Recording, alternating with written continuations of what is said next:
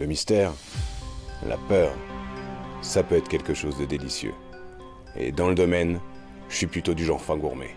Alors si tu me le permets, laisse-moi te raconter quelque chose que t'es pas prêt d'oublier.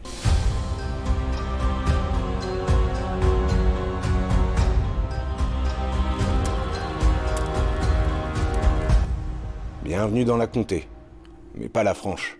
Je parlais celle de Frodon, de Tolkien, celle des films de Peter Jackson. Tu savais que l'immense illustrateur John Ho, qui a inspiré l'univers du Seigneur des Anneaux, habite à 2 pas à Neuchâtel, en Suisse voisine, et que nos montagnes, nos vallées, comme celle de la Loue, ont également inspiré sa plume? Dans le fond, c'est un peu de chez nous que tu retrouves à l'écran, quand Gandalf chevauche à travers la terre du milieu. Mais il y a une autre saga, célébrissime, qui n'est pas sans lien avec notre région. Harry Potter, rendu célèbre mondialement par J.K. Rowling. Fais pas cette tête, c'est pas si étonnant que ça quand on parle de magie. Eh ouais.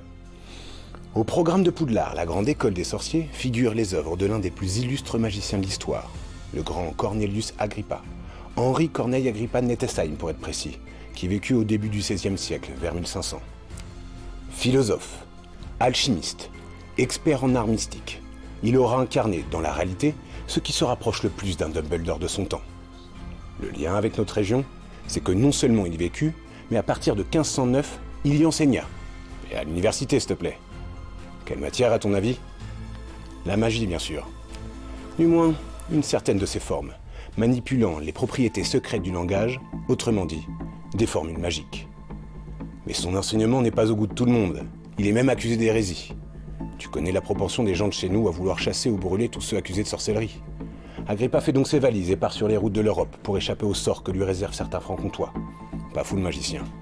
Il n'en reste pas moins la figure typique du magicien de dessin animé, du sorcier entouré de grimoires qui voue son existence à percer les mystères de la nature.